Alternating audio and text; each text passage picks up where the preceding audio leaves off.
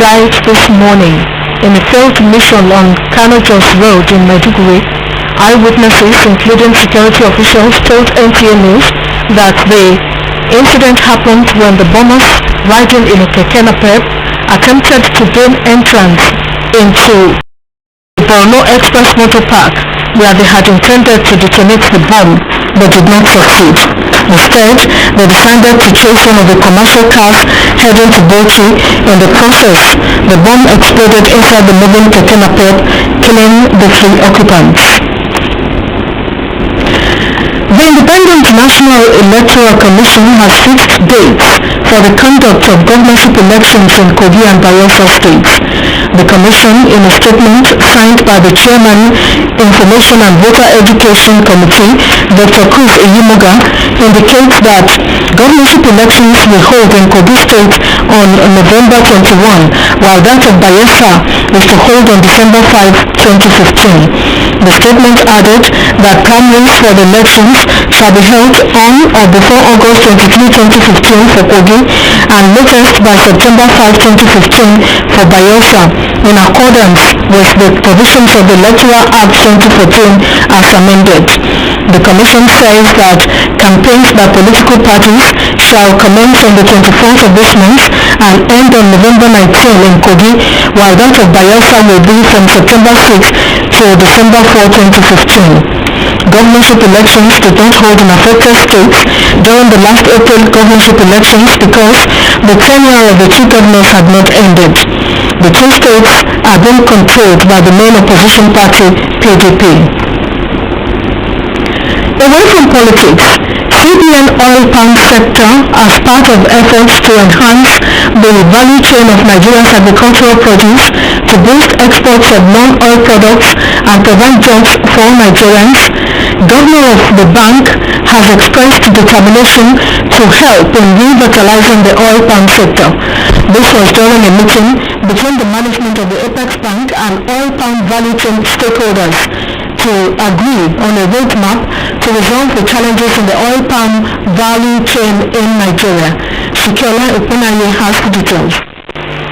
Nigeria dropped from the position of the largest producer of palm oil worldwide in the late 1950s and 1960s to a net importer of the commodity from the 1980s to date has raised concerns in the economic circle, and that Nigeria currently lags behind on a different fifth position in the world production is a situation the CBN seeks to quick redress for the sake of the nation's economy. This informed the first of this crucial meeting between the CBN and oil palm value chain stakeholders. We need to go back and then conduct a business and not the entire value chain. I'm saying from planting to crushing and then refining. That's what we'd like to see. That is what we create jobs for our people. The stakeholders were elated at the move, but called for the strengthening of research and development as well as dedicated fund for tree crop development. Oil palm is one of the 41 items the Central Bank of Nigeria excluded from the exclusion list of products not valid for foreign exchange as the Nigerian forex window. In Abuja, Shikola Epunaye, NTA News. Attitudinal change will be the watchword as the Federal Ministry of Land, Housing and Urban Development is collaborating with stakeholders in the housing sector to devise ways of conserving energy in public buildings. An inter-ministerial committee has already been inaugurated for that purpose. Muhammad Hamza Sheikh reports.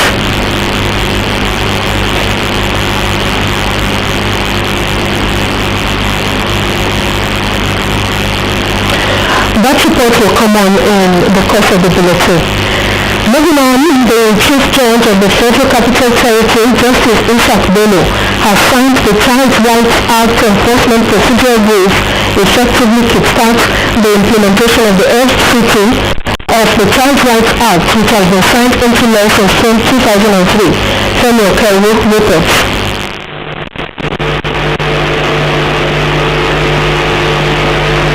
The Federal Capital Territory is one area that takes direct benefit of the passage of the Child Rights Act, unlike 24 other states that had to adopt the act to suit their own circumstances. Full 2003, the Child Rights Act has literally been in limbo due to the absence of rules guiding its enforcement.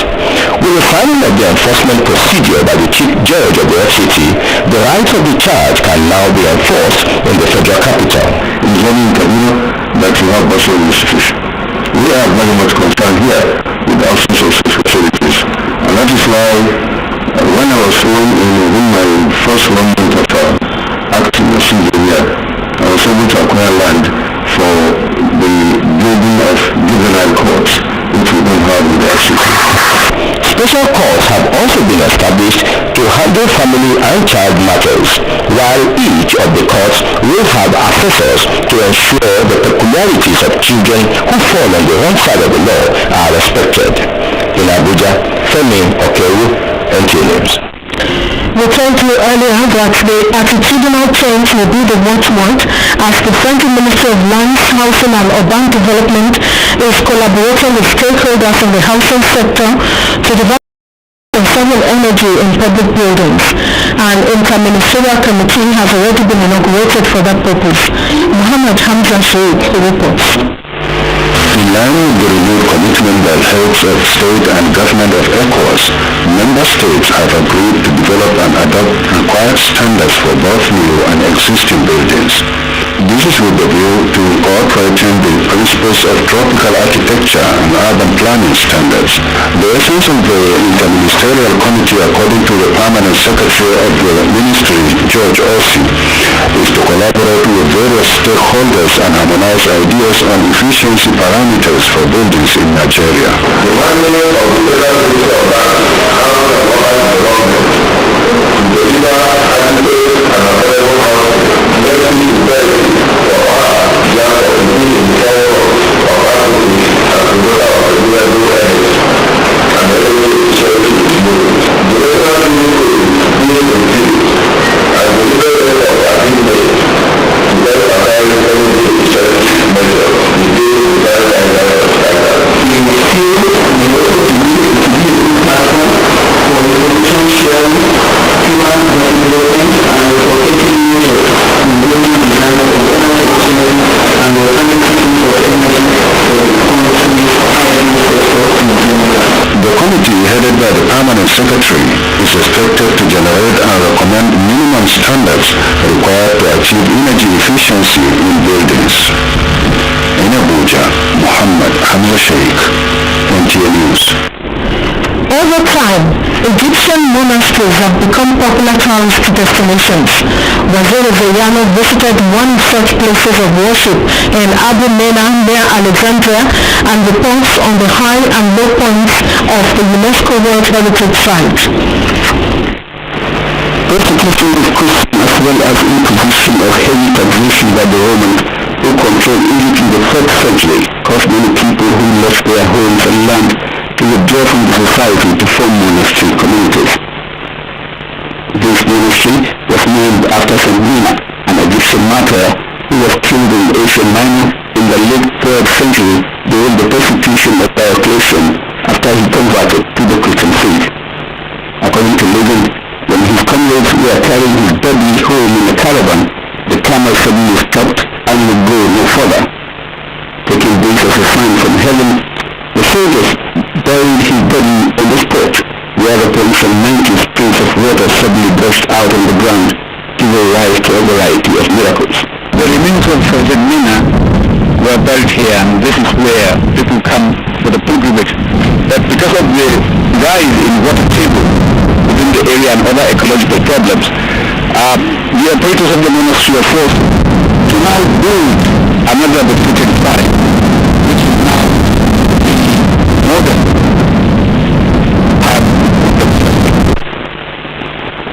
The relic of St. were transferred to the new monastery in February 1962.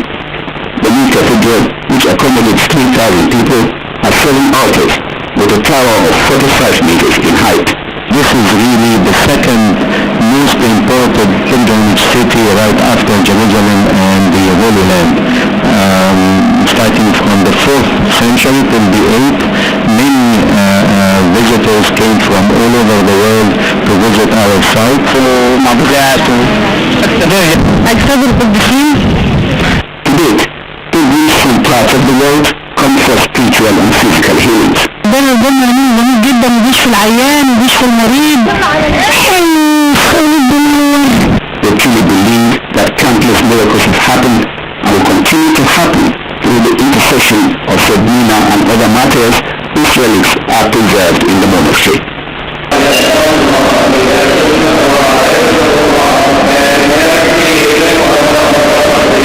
The Abuja monastery has been declared as a UNESCO World Heritage Site after numerous clay bottles in which the engraved names and pictures of the saints are found by archaeologists in diverse countries around the Mediterranean world.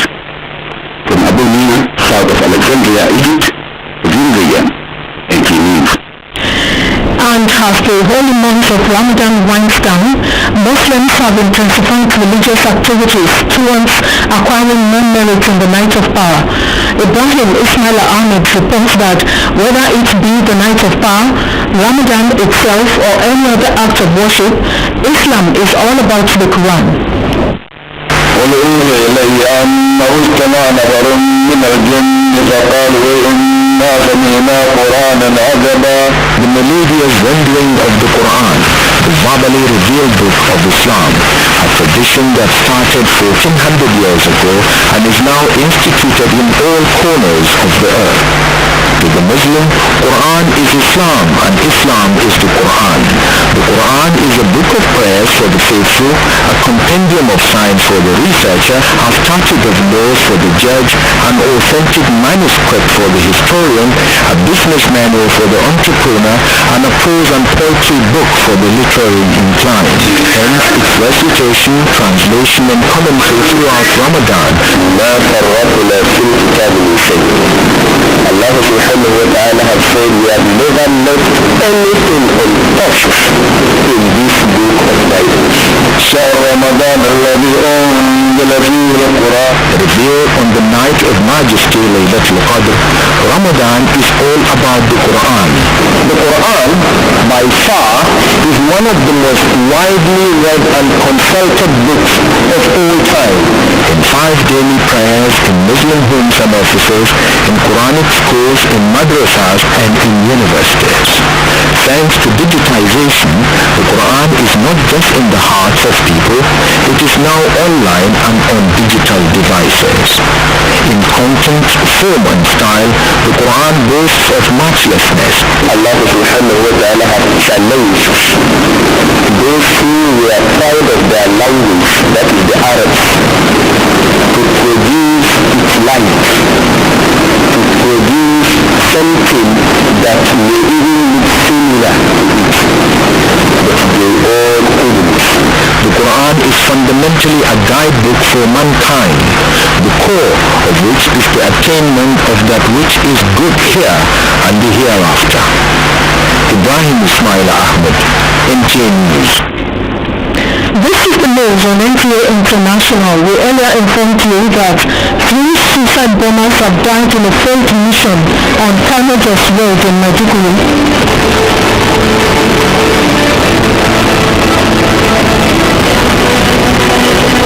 We also heard that the federal government is collaborating with stakeholders to devise ways of conserving energy in public buildings. And still to come, Serena Williams wins Wimbledon title for the 6th time. Details in a moment.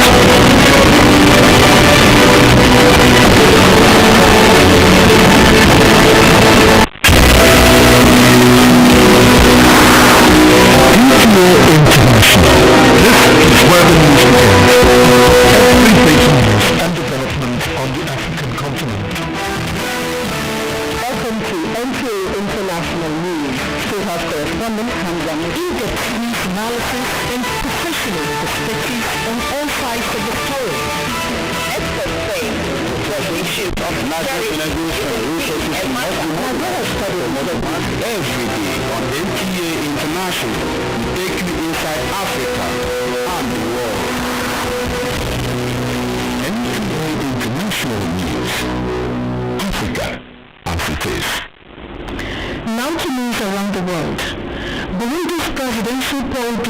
to July 21. China evacuates nearly 1 million people as typhoon Changhong hits the country.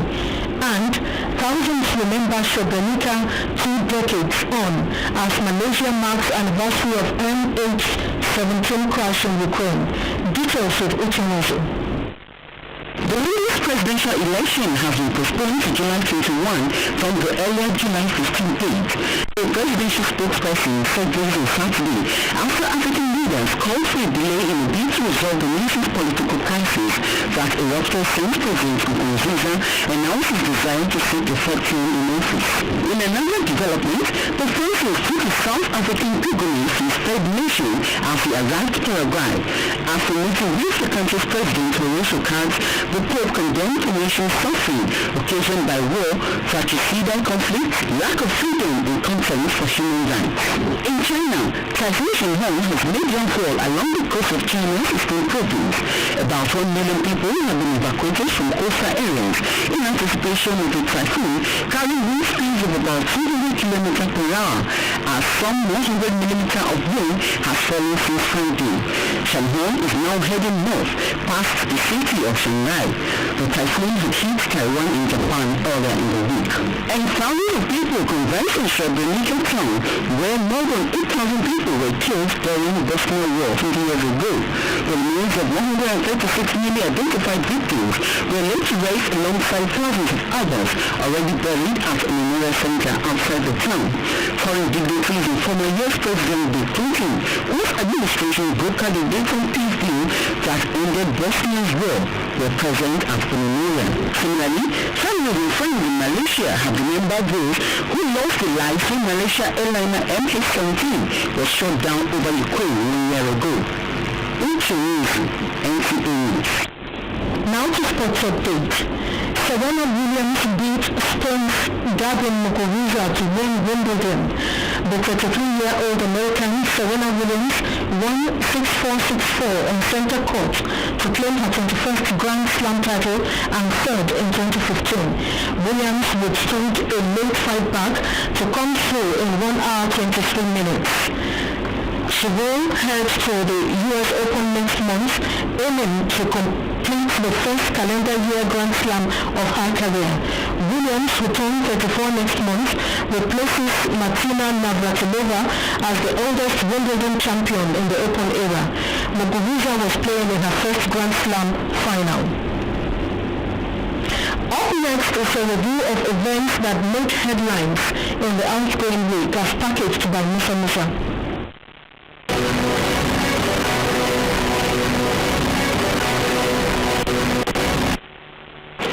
Welcome to a review of some developments during the week.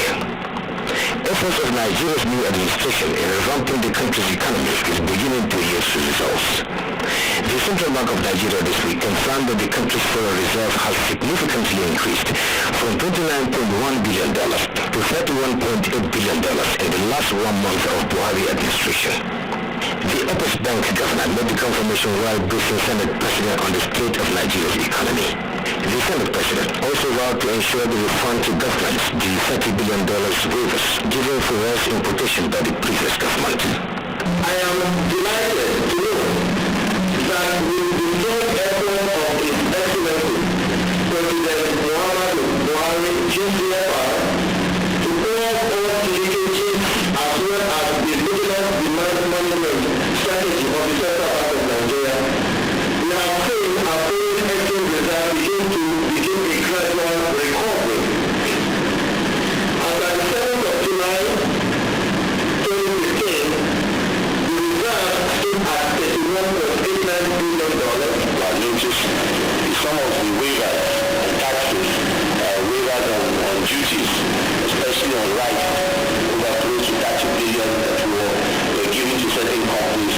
This money must be paid back to the government. And the key issue also is fiscal discipline. We cannot emphasize too much. Central Bank, you must know those agencies of government that in the past that they used to not sending their revenues straight to the consolidated, and you must play a role in ensuring that this is done. I think a lot of agencies used to do days of impunity. I think it's time that you must play a role that these agencies bring the money back. Earlier in the week, President President Muhammadu Buhari has directed Ministry of Finance and his agents to ensure nation's resources are properly safeguarded and prudently managed to meet government expenditure requirements in the face of dwindling oil revenue.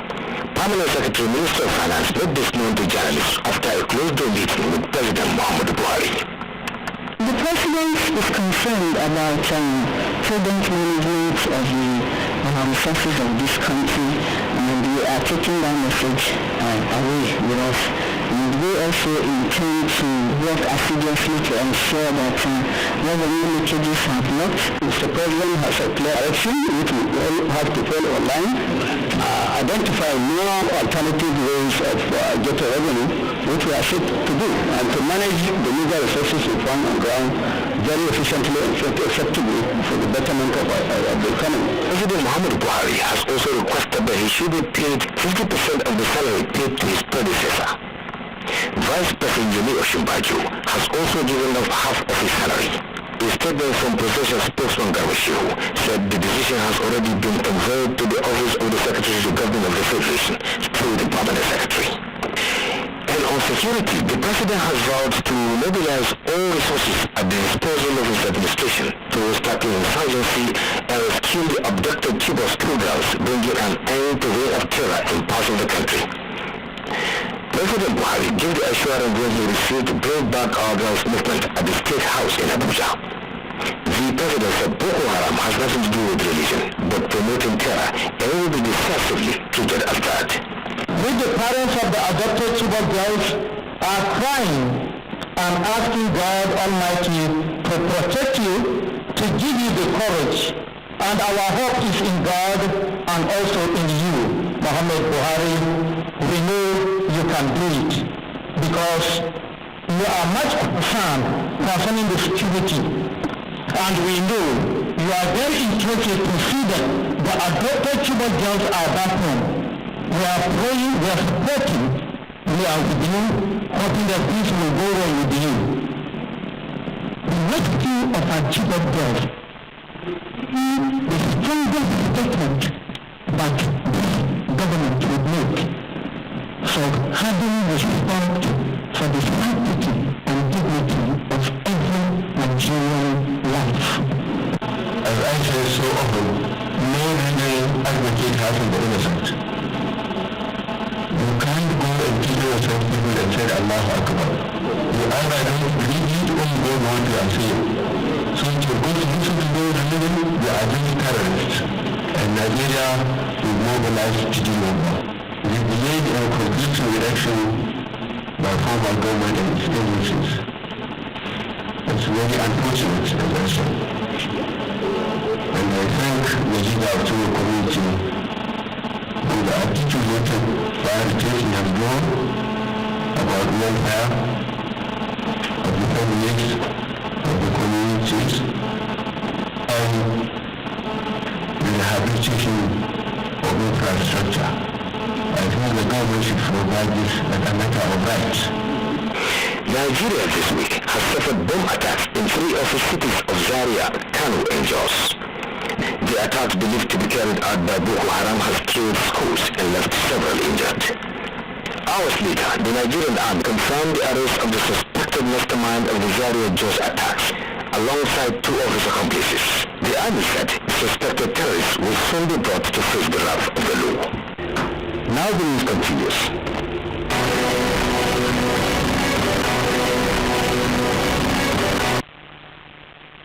Abuja and its environs was warm on Saturday. Now let's take a look at Sunday's weather prospect in Nigeria and other world cities.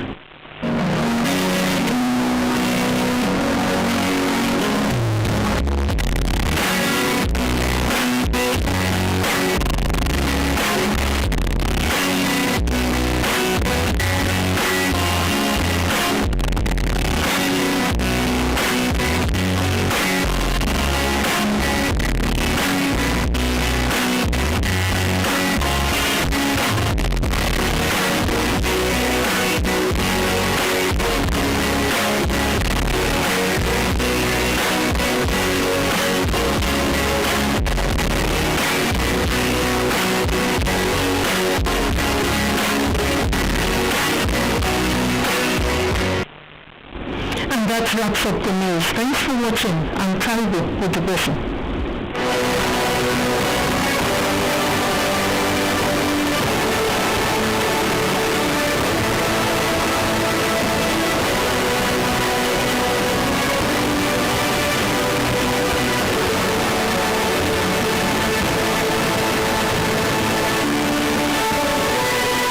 NTA International.